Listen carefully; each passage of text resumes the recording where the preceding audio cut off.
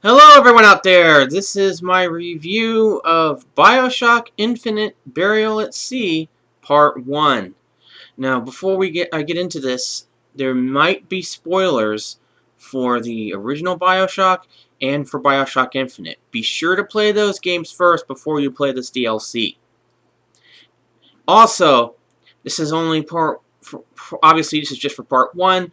When I play Part 2, that could change my opinion of the first DLC when I judge the entire story as a whole. So just letting you know, putting it out there. Anyways, on to the review. First, a little synopsis. You are Booker DeWitt once again, and Elizabeth comes into your office. She's much older and more sultry and more femme fatale-like, and it starts out like a film noir. And she asks you to find this girl, Sally, who has been missing, and that's all I can tell you about the plot so far without spoiling anything else. The thing that I loved about this game, and the reason why I got the Season Pass, which you should, by the way, was because I normally don't get DLC. But I went with this one because of one reason. Rapture before the fall. You get to explore Rapture before the fall. In fact, this takes place the very day of the very day that the Civil War starts. So this is right before everything falls apart. So you get to explore. Rapture is beautiful, and it was beautiful in its heyday. So the fact that we finally get to experience that is something I'm glad we got to finally see and experience for ourselves. So that was a major highlight. Another major highlight was there are bunnies in this game. That's right. There is a section of the game where there are bunnies hopping around. So, please. So, as a bunny lover, it was fantastic. So, yeah, that definitely gets major props from me for just the bunnies alone. But, I gotta say the first half is much better than the second half. And one more thing before we get into that. There is also I think the best part of the game, quality-wise, is when a fan favorite from the first game makes an appearance again. I had a feeling that this was going to happen, and I'm glad it did. I'm not going to say anything else for risk of spoiling this DLC, but trust me, when you get to that section, your mind's going to be blown by the way the environment looks in that section, and obviously the character itself. I'm not going to say if it's a man or a woman for spoilers reasons, but you're going to love that sequence. That's all I got to say about that. Now but yeah, so the first half is phenomenal. But the second half, not so much. The second half is more of a mixed bag. The second half tries to...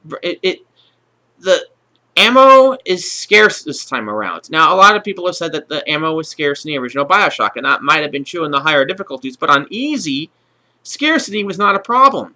Maxing out your first aid was simple, and I could melee my way through most of the first game, which I did. But not so much here.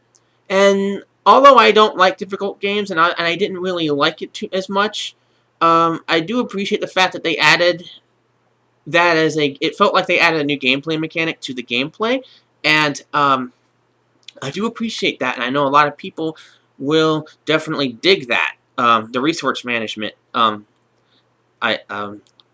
mechanic. It does work, I think.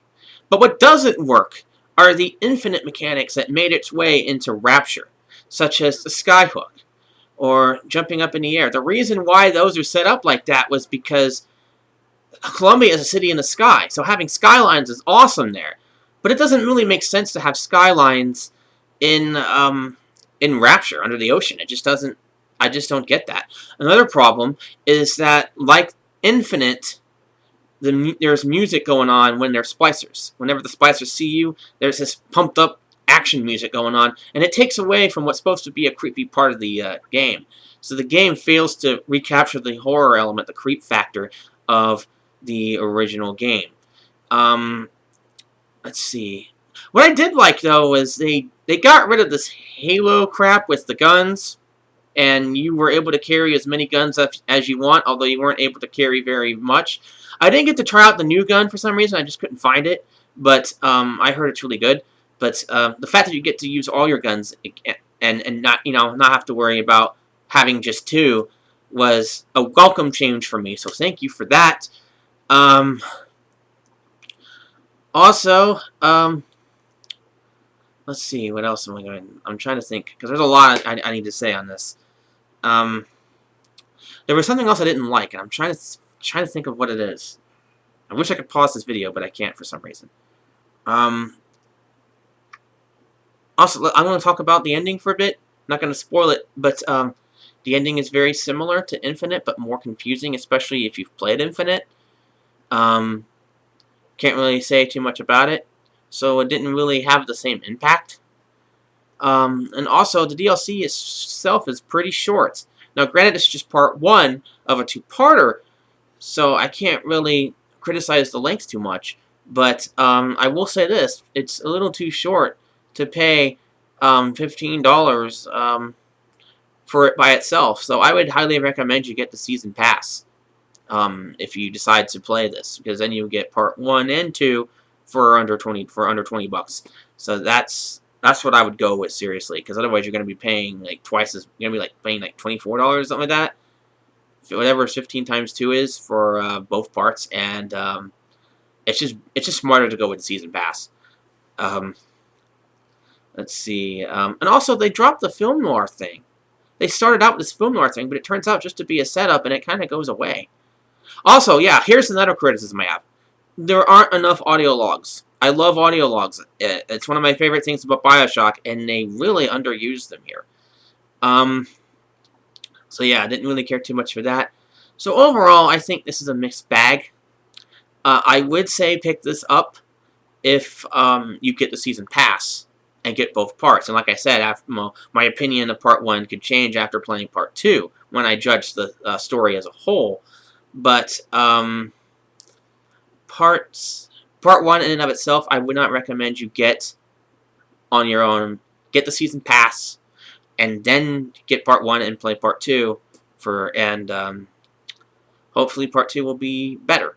I say there was a lot that I didn't really it didn't really blow my mind as much as I would have liked, and I liked the first half much more than the second half. I just don't really. It was basically going into the creepy environment of Rapture, playing Infinite mechanics, and I don't think that really gelled too well. The scarcity, the resource management does work in Rapture. But they could have done it without the music, and they could have done without the pumped up music, and they could have done without the skylines and all that. Because they didn't really need it in Rapture. But all in all, I know it sounds like I'm griping about this, but it's not a bad DLC at all. It's just underwhelming compared to a full-fledged game. But that's just so far, because again, it's just the first half of a story. So I will have to do a final analysis at some point. But man, there's so much more I wanted to say that I can't think of. But overall, I would say get it if you get the season pass. Skip it if you don't want the season pass. But you're dumb if you get this without the season pass, because I'm telling you, the season pass is only $19.99. So I would. So am I recommending it? Yes, if you get the season pass. Man, I wish there was. I know there's a whole bunch. I know there's other things I wanted to say about it, but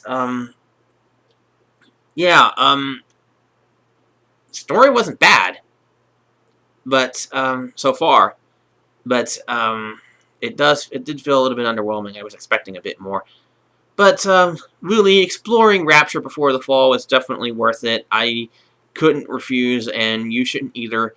So I am giving it a milder thumbs up than I thought, but definitely a thumbs up so far, as long as you get the season pass and not the game on its own, the DLC by itself. Because you're just spending too much money if you do. Because you're going to want to play part 2 after this, most definitely.